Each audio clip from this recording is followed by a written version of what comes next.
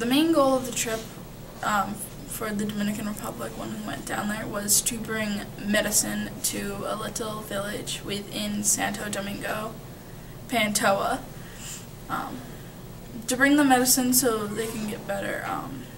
There was a recent outbreak where the women who were getting pregnant, they weren't getting the nutrients they needed, so the women had a lot of miscarriages, so we brought a lot of that kind of medicine down, as well as other kinds. And we would, at the end of the week we were there, we would do a clinic and we would help give the people of Pantoa medicine and give the little children beanie babies, just to help them.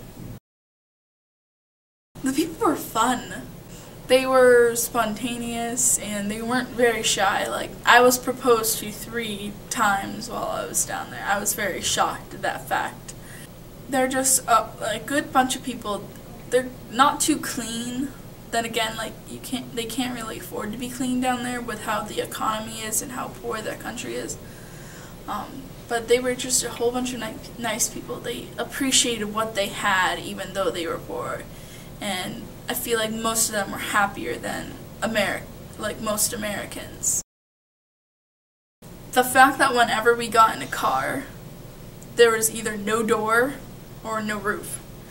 I remember one day, it was the Friday we were there, it was before we left, one of our team members, I went down on a team of 10, his name was Justin, and it was his birthday that day, so we all decided to go to the ocean.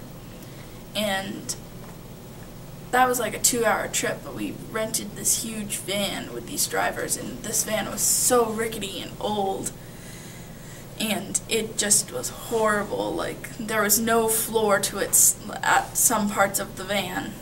The doors were open completely, didn't matter like where you were turning, and it had no windows, all the windows were broken. So we were just practically riding in a huge tin bucket. Another thing that interested me like a lot was that they do not have like clean water, and we couldn't drink at all from the faucet.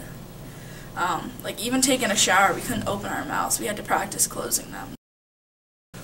While in the Dominican, we stayed in this little, I think it was 2-bedroom apartment. Not all of us could fit in it. There was 13 of us.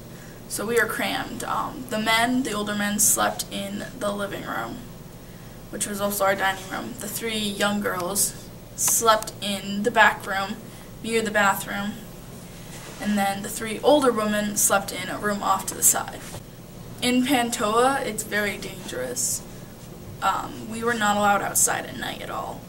You would notice when you first got there that there was glass above the edges of the buildings, so burglars couldn't get in, and all the windows had bars on them. The government was scary. The people didn't really have that much of a voice, but towards the end we really got to see like the political parties, because they were coming up towards a big election. They were in the street like waving flags, and they had their faces painted. So much different from what you see here in America. There it was like turning into riots almost, and that's another part that also made the trip dangerous.